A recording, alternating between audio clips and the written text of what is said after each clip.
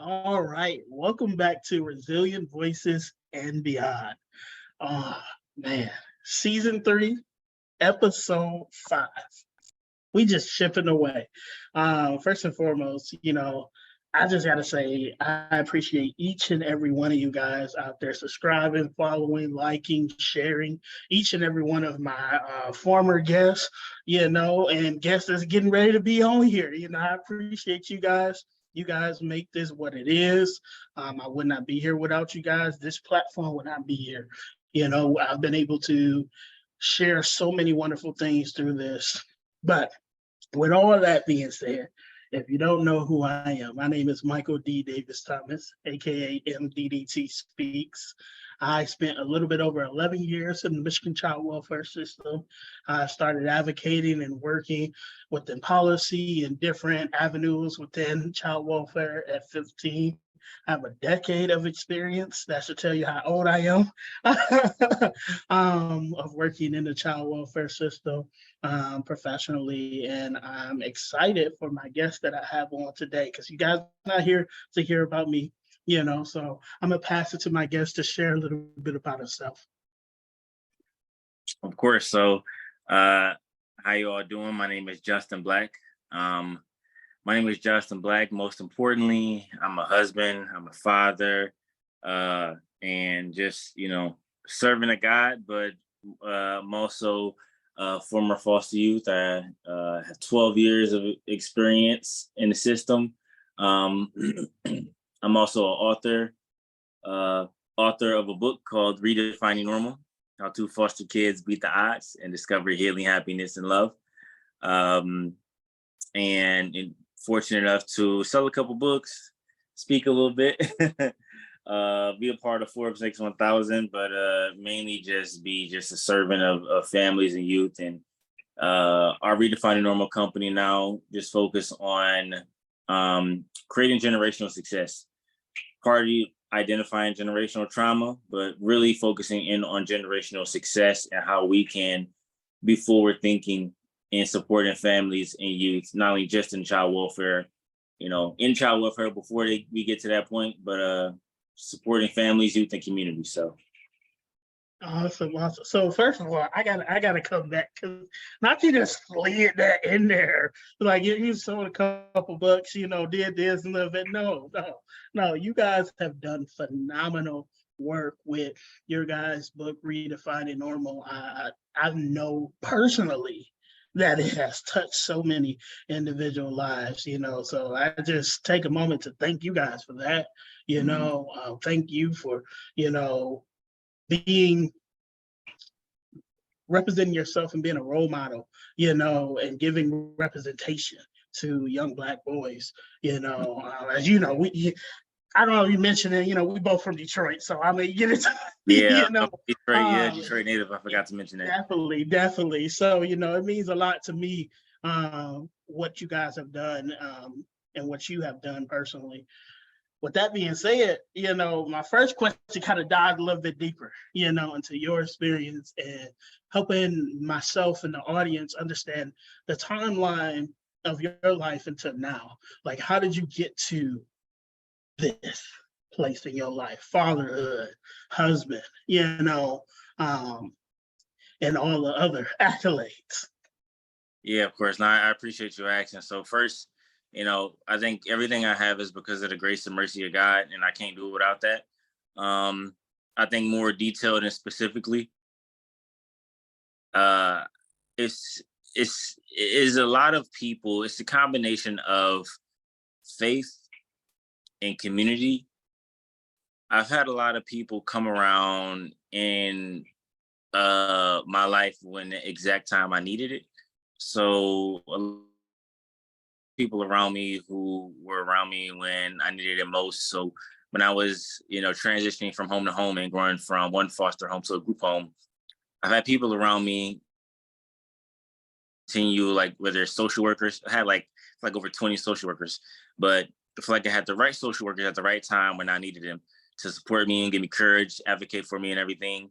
Whether I'm transitioning from one high school to the next, whether I need certain resources, and care. going from into the group home at 16, and it was, funded by the church, and just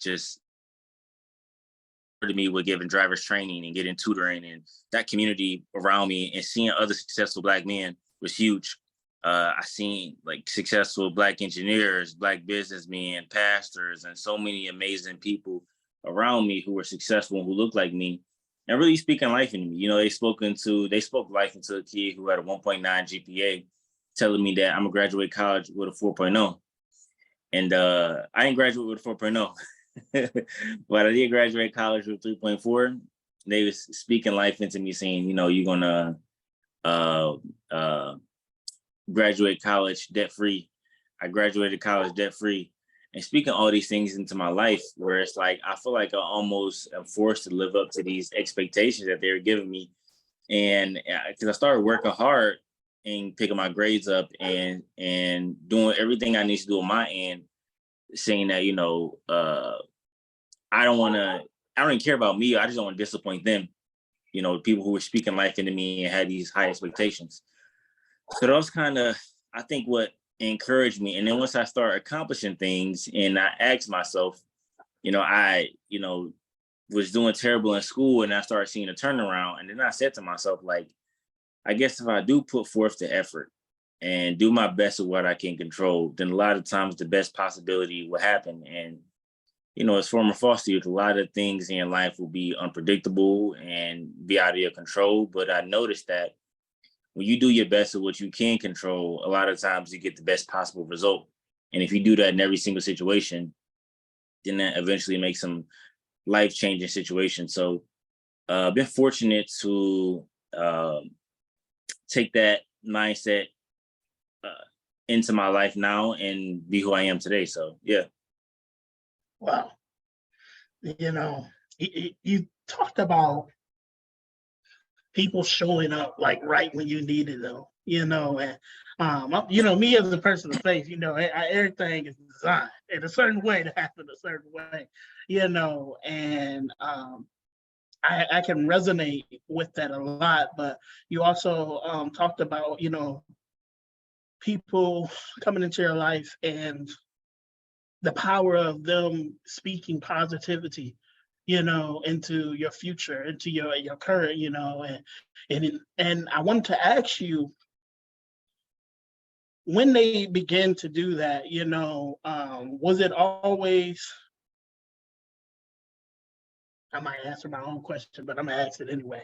Was it always visible for yourself, like young self, like you hearing these things, like, was it always visible for yourself, or you have to do like a mindset switch for you to be like, okay, maybe I can, maybe they are right? I feel like it was not a mindset shift, because when I was real young, we young, you have like imagination and everything until like unfortunate life circumstances start to happen, and then the imagination and positive thinking starts to kind of get ripped away. And I feel like it was like they revived me, I would say. Trying to follow the crowd, lost because I didn't have parental figures at the time, or at least, my mom and dad, were living their life, and I had to kind of figure out my own. I feel like the people around me speaking life into me, it's kind of resurrected my imagination and my dreams I had for myself. And it's kind of an awakening, if that makes sense. It wasn't like a mindset shift, but it was like the positive thinking and being optimistic died for a long time because of the things that were happening to me in my life. And it was just like a positive encouragement that things can go well for me. And especially if I was to work hard and do my best in a lot of situations, then I could be in a lot more control in my life than I could believe. So definitely. So kind of switching gears. So, growing up, you kind of had some obstacles, some barriers there, and what have you. But I also know, like, you were at Western Michigan, one of the Mhm. greatest schools. You know, Yep, I yep. haven't went. You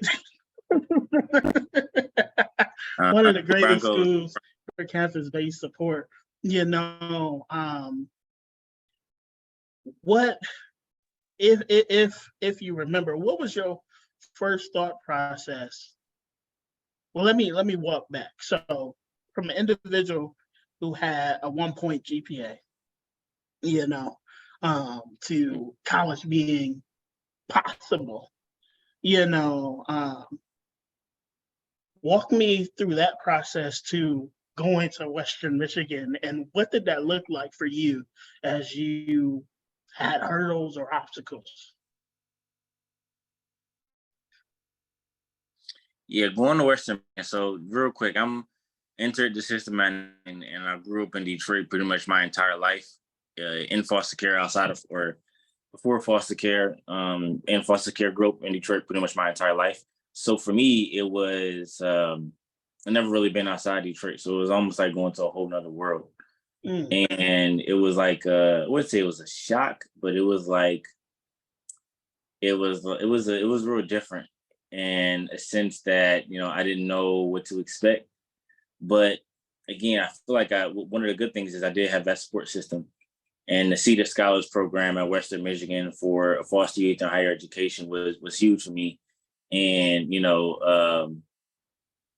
was huge in really setting me up with a campus coach with support systems of entering college, and they help you move in and out your dorm and just really guide you through these steps and really kind of fill in the gap for those who don't have that parental support. So I think that kind of helped me out a lot, and really just having a support system and community, so I think that was kind of big.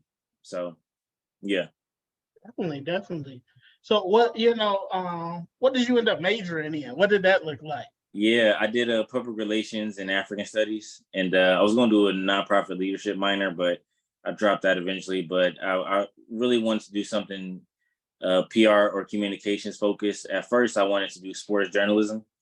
In high Mhm. school, I was a sports editor of my high school newspaper, and Okay. then and I played football too, so that was a kind of an interesting dynamic. Oh, Writing okay. articles All by right. myself. I'm joking. I'm joking.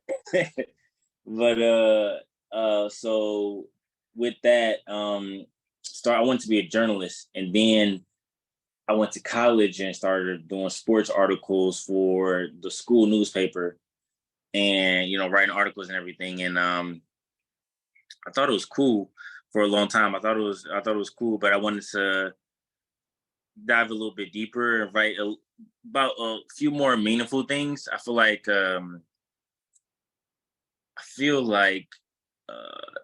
it wasn't writing about sports was nice, but it wasn't as meaningful as I wanted it to be. Mhm. So I wanted to dive a little bit deeper, and I eventually just started doing a little bit more dabbling into my faith, a little bit more dabbling into social justice, and just seeing like what topics I really want to write about and really put my heart into, and really try to get a better understanding of myself. So I took a few classes around PR and our community.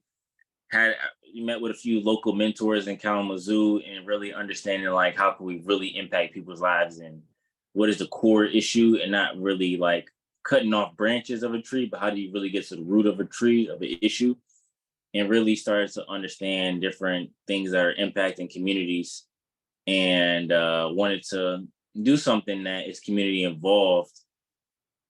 So I looked at a few communications classes, specifically doing PR. And once I did a PR class, I fell in love because, you're really trying to learn not the marketing aspect, but just representation of a community or a brand or a program or organization. And so it is so flexible, or so many ways you can use PR, that I already had a vision and idea of how I wanted to use that and capitalize on it. And yeah, just went after that. So I know it's like a I know it's like a long answer to a short No, question. no, Yeah. it's perfect. Um, so you went from not really getting out of Detroit to taking many opportunities, you Mhm. know, and going from states to different countries, you Yeah. know. So walk me through that, you know, and how were you able to take some of these opportunities while being a student, you know, and what did that look like for yourself? So I got to give a lot of credit to my now wife, Alexis, who, also grew up in foster care. She's a baby right now. That's why she's not on the podcast. So, Hmm. but it was, she did some traveling and studying abroad for a while. And then she was like, if you're going to be in the league, you're going to be traveling. So I'm like, all right, we'll see. But she, like, even after her first couple months of being friends and dating and everything, she was off on our trip to South Korea. And I think I went on my first study abroad trip because I was just trying to follow her. But it was actually so much value in it because I was trying to understand. I was studying a lot of community and trying to focus on economic growth and development within communities and understand what are other countries' approaches to their economic system and how can we implement that into local communities in the US. So that was kind of my focus going abroad, but really at first it was just trying to follow Alexis, just being honest. But you, you said once I like you're not traveled about one, to leave me behind. Where we yeah. going? No, Where are we that at? was pretty much it at first at least. But once I traveled once, I was just like, I was kind of hooked.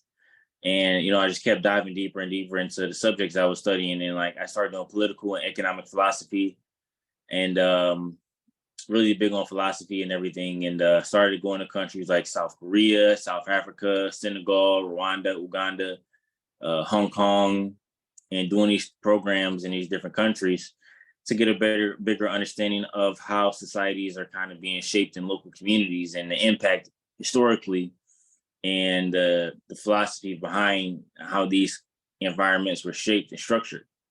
So we can create a plan and an idea how to move forward in the structure of our communities and societies. Does that make sense? Hmm. So taking all of that into what we're doing today was kind of like the idea behind it all. But in the midst of traveling, it was just nice, and then you do these study abroad programs and you go from one country to the next.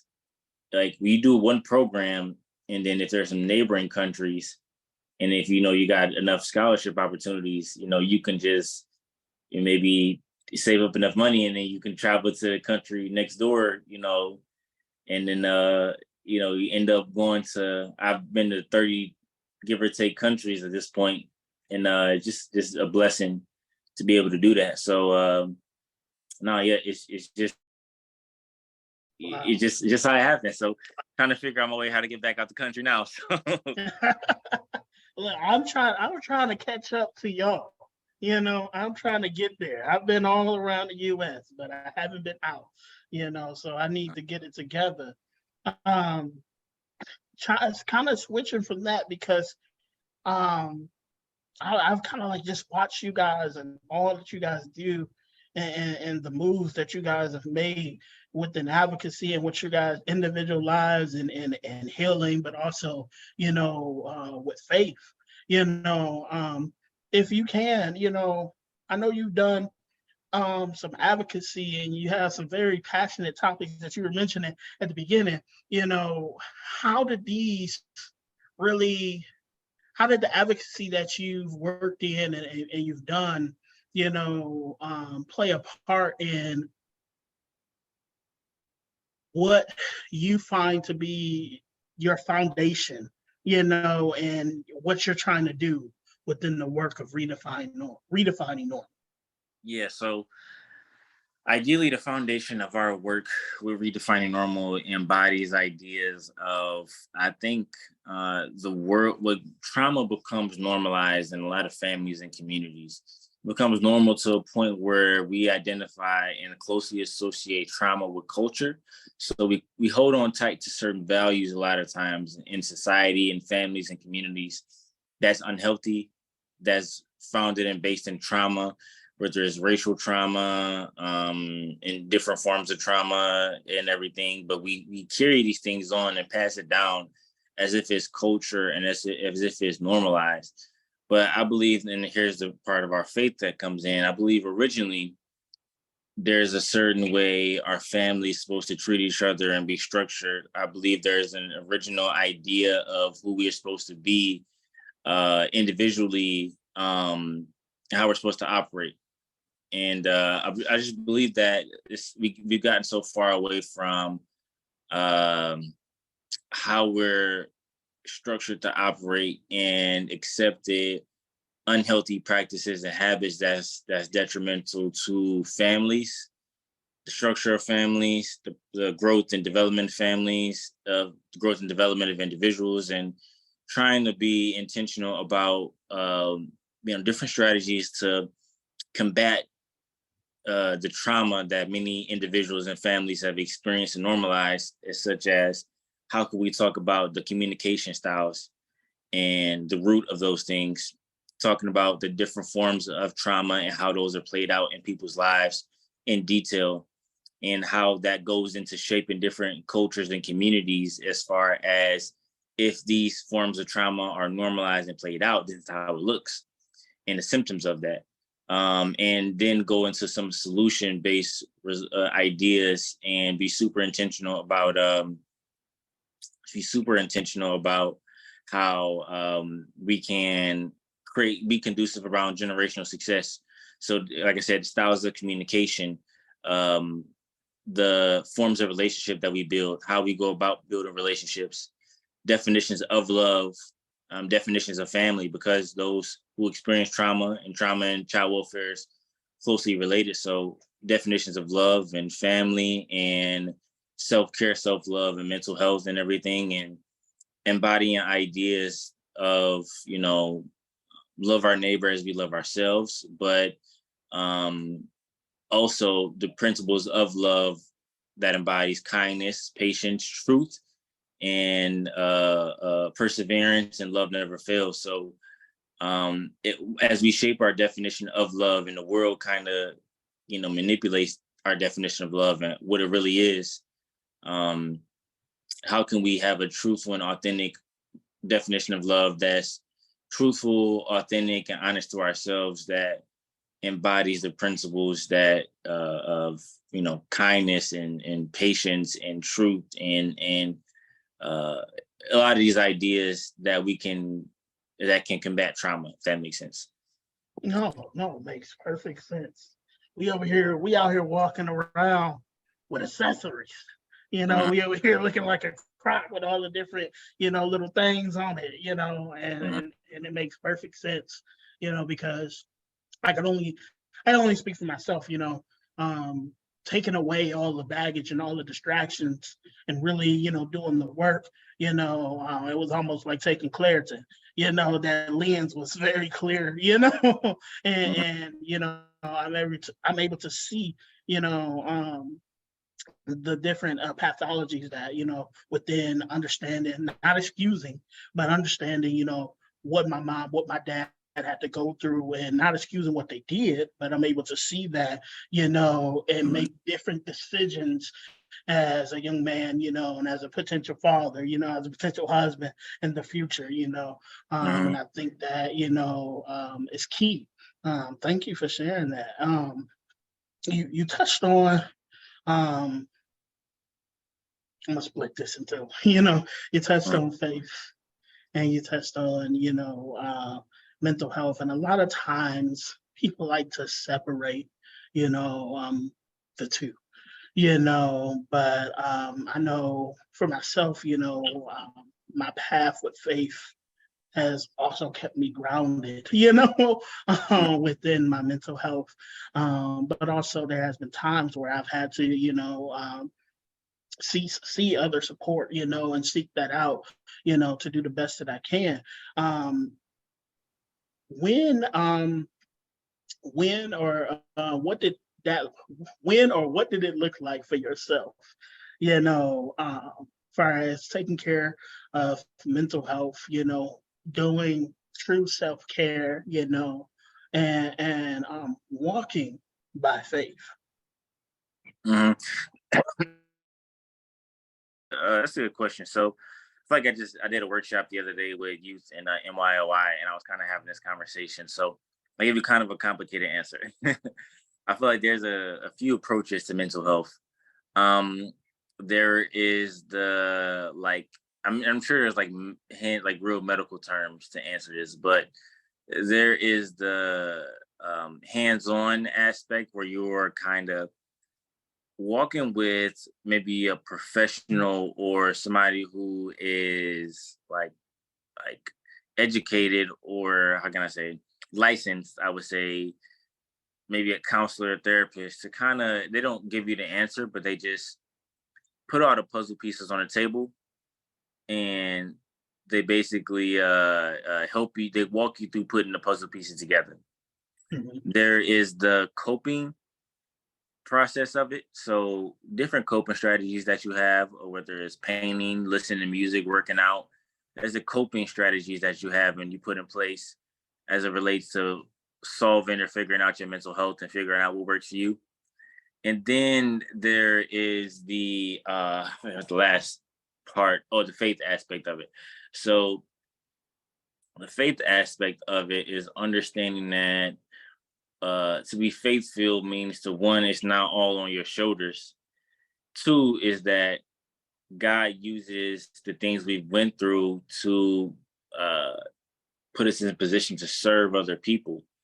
And, he's gonna a lot of times choose the people who've been through, the world has put through like the most harsh things, and use their story as a testament to his greatness and his glory.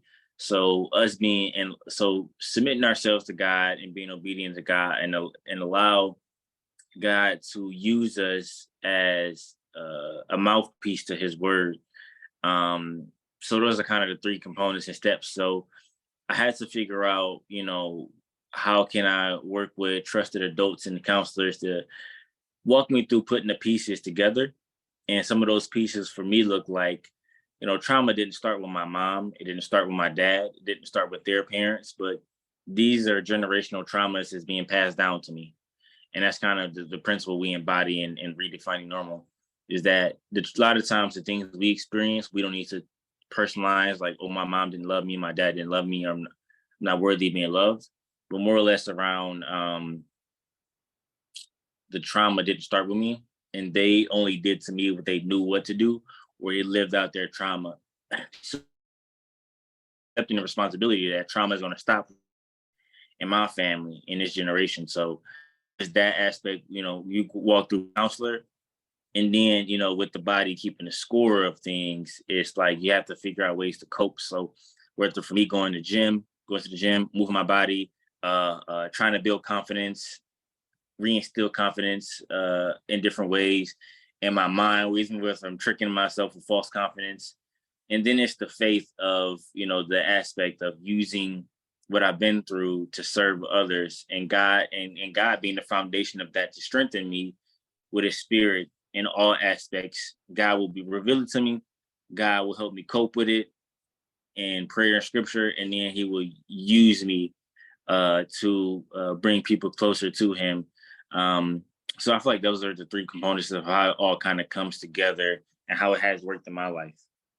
Definitely. I'm gonna take that in myself, So thank you for dropping that gem, you know. Oh man. I only got a couple more, well, really a couple more questions for you. It's all good, You yeah. know. My next question is regarding you're a father now. You're a husband, I you am. know, and we look at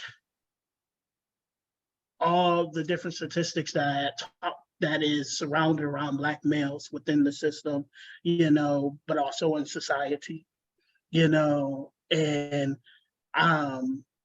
lot of those you have surpassed, you know. Um, what is your thought process as being a husband, being a father, and what, you know, um, knowing that there has been generational trauma in your family. You know, there has been things that you endure. Um, how does that weigh into your relationships as a father and as a husband? So I know I No, intertwined that, but yeah, it's all however good. way. It's all good. I'm gonna piece it together. So I feel like on one end you kind of grieve the idea that, I know my dad, my biological dad and everything, and my mom passed away 3 years ago. You kind of grieve the idea that you didn't have parents in a traditional sense where they, you kind of, you put the armor on and you kind of carry Mhm. the weight of everything of you know the trauma stops with me and everything. But it just kind of sucks that you couldn't, because grandparents are important too, and having the Mm. community important too. So one of the things we do, excuse me, one of the things that me and Lex has been having a conversation about is that, man, like, it gets real hard when we really don't have community.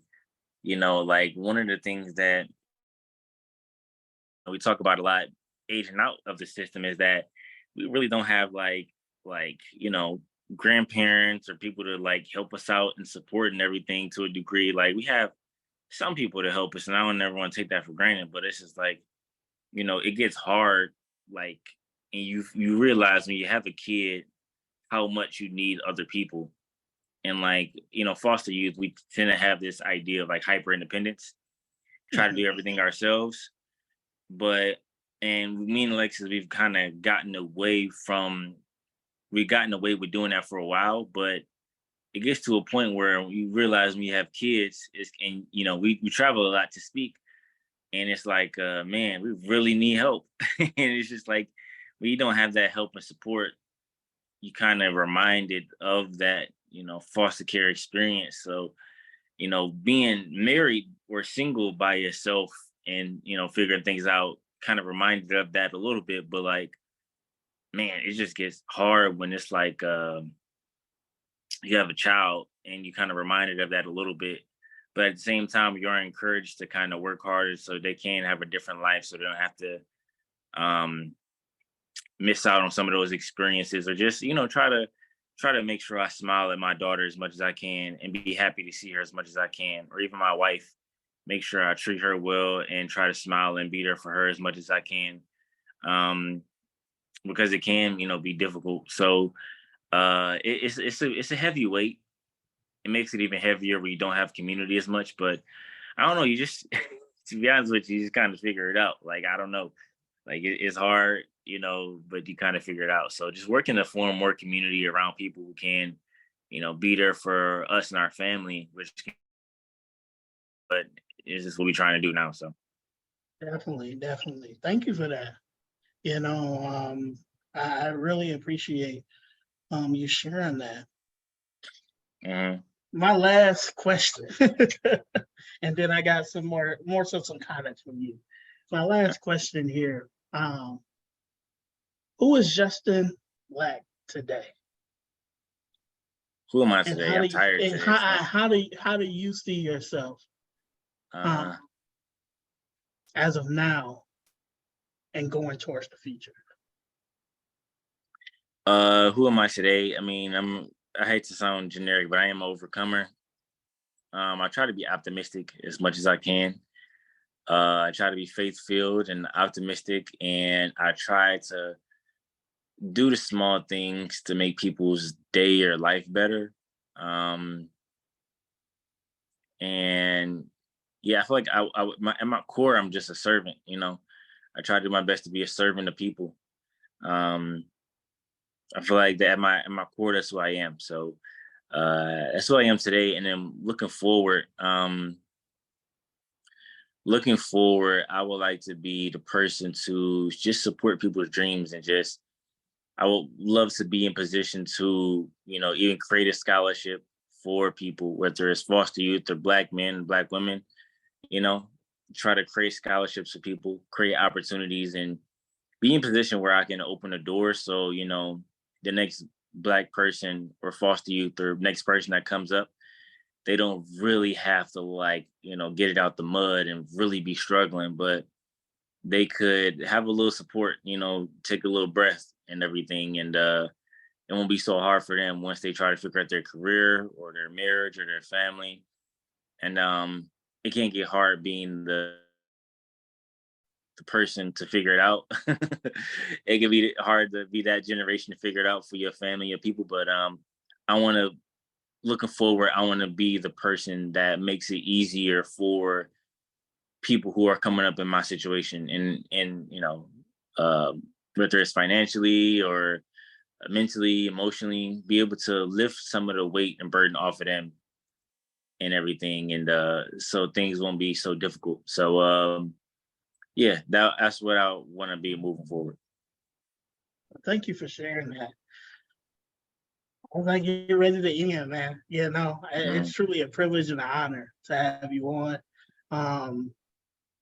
Yeah. Any last? Well, no, I'm moving too fast. Let me slow down. So good. What advice would you like to leave here today? Advice that I always want to leave people with is two things real quick. So one is to, when it comes to dreams and opportunities, if you neglect to share your skills, your ideas, and things that God have been trying to give you for a long time, if you neglect to share those things, and you're robbing people of their opportunity to heal, to grow, and to be inspired. So the world is kind of waiting on you to share your dream, share your skill, share your different things that God is really putting on your heart. And if you let fear or finances or these other things become a barrier, then and you don't allow faith to take hold, then you're robbing other people of their chance to heal, grow, and be inspired. Second is, I think for a lot of people who experience trauma and a lot of people who go through foster care, I think these experiences have robbed us of our ability to dream. And I believe there's so many people who get stuck in trauma or even the careers and life of being caught in trauma. I want to let foster care youth, people who've experienced trauma, I want to let them know that if you grow up and become an astronaut, if you go do something completely different, fitness guru, I don't know, you are still inspiring foster youth. You are still encouraging foster youth. You are still supporting the foster care system and those who've experienced trauma. And this is not to poo-poo anybody who's doing hands-on advocacy work, because I'm, to a degree, doing hands-on advocacy work. But I feel like the system so much robs us of our dreams to where we want it to be something completely different. And then we get sucked into this world of foster care or trauma. And then we get pigeonholed by that to where we feel like our only options is to be an advocate. But if you are a doctor, you're still an advocate. If you are an astronaut, a lawyer, a dentist, you are still an advocate of foster care. And matter of fact, you're probably creating even bigger of an impact than any other advocate, because you are showing the possibilities of what who've experienced trauma and foster care can possibly eventually become.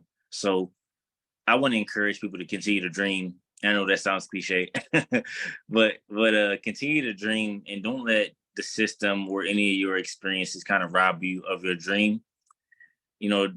Remember that small dream you had as a kid, and instead of erasing it, try to let it mature, grow, and evolve. So I know it's a long response, but that's just my thoughts. No. Like, I appreciate it, and it's very well said. I ain't gonna add nothing else to it, because that's it. That's icing on the cake right there. Any last comments? This is a space for you. You guys got some couple books out. I don't know, y'all might got an EP out. Some bars out there or something. Please take this time. The Redefining Normal album ain't dropped yet. Yeah, The Redefining Normal album ain't dropped yet, not yet. We're gonna have Michael executive produce the project, but but but I would say right now, first and foremost, in April 2023, we released our first children's book called "I Love You More Than Cereal." Mava and Dad redefine love, and so for children out there, we want to teach them a healthy definition of love before the world gets a hold of them and kind of shapes for themselves the definition of love they want to give us. We want to teach kids the principles and ideas of love that's founded on forgiveness, loving yourself despite your mistakes and flaws, and treating other people with love and respect, even if they don't deserve it. So principles of love in that way. Of course, we just did a whole rebrand for our website. So visit our website at redefiningnormal.com. Check out our books, merch, all things Redefining Normal, and book us, at a city near you. We traveling a lot and we on the road a lot. So book us to a city near you. We had a whole curriculum, Redefining Normal curriculum, and books to go along with that as well. So want to be here to support and serve any way possible, serving youth, serving professionals or advocates in this space, social workers, caseworkers, lawyers, judges, parents, teachers, professors, and serving organizations as well. So last but not least, our social media. Follow us on social media. TikTok, we're not doing too many dances, but you may see me, moving on a little bit, But TikTok and Instagram is the Blacks Redefine Normal.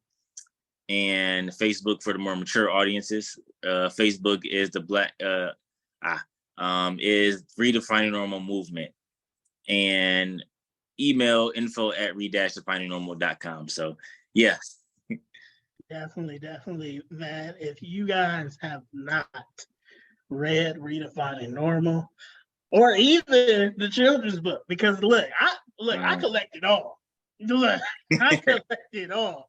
I wish I just moved, so I ain't got my bookshelf together, but I'm gonna send a picture, I'm gonna tag y'all in it of all the books that you guys have done, all the things. I have it all, and I appreciate you guys. I'm a support, But for me, it's always cool when you have that moment and you meet some people that made substantial impact in your life. And I don't know if you guys know how much you guys have done for me.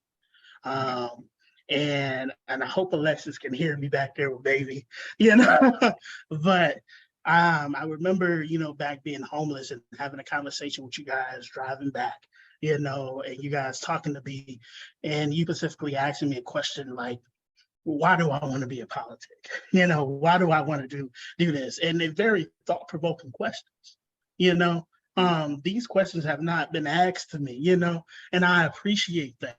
But I more so appreciate, you guys role modeling for myself, as a younger advocate. We ain't too far apart. So I ain't gonna, we really ain't too far apart in age, but you guys role modeling for me and just being there, so from the bottom of my heart, I'm trying to say this without being emotional, thank you for all you guys have done for me, especially.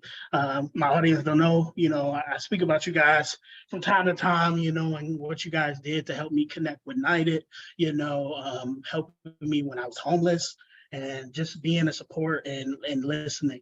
We don't always have family, but we can create that family. And you guys, kind of slid in there, and you guys became a part of that village that I have now. So thank you guys for all that you do. Thank you guys for continuing to do what you do. And I truly appreciate it. Mm-hmm. Michael, man, you've been a blessing to us. You a blessing to us, man. You think we blessing you? You've been a blessing to us, and you're blessing so many people, especially with this platform, man. And how you've built this podcast, I think you're just doing an amazing job, and just how far you've gone, how diligent you've been in building this up and structuring and framing and everything. And I'm proud and I'm happy to call you my friend, and I just appreciate you, Michael. And I'm thankful to God for everything you're doing, and I look forward to everything you're about to do. And when you get famous, just like give me a shout out or something like that. I appreciate it, man. I truly do. As we get ready to wrap up, it has been a tremendously wonderful episode. I'm so excited for you guys to listen to this, but I would be remiss if I didn't mention, we mentioned a lot of different things about, our experiences and what have you. So if something was potentially triggering, please take some time, to center yourself, do some mindfulness, exercises or what have you. If something, is just like, dang, I went through that too, and you just, recurring those thoughts or what have you, because that happens sometimes, feel free, my DMs are open and available, my email is attached to the platforms, if you guys have any questions or need someone to support you through, finding those resources, feel free to reach out. With that being said, I hope you guys have a good morning, good night, good whenever you listen to this. This has been Resilient Voices and Beyond, Season 3, Episode 5. Until we meet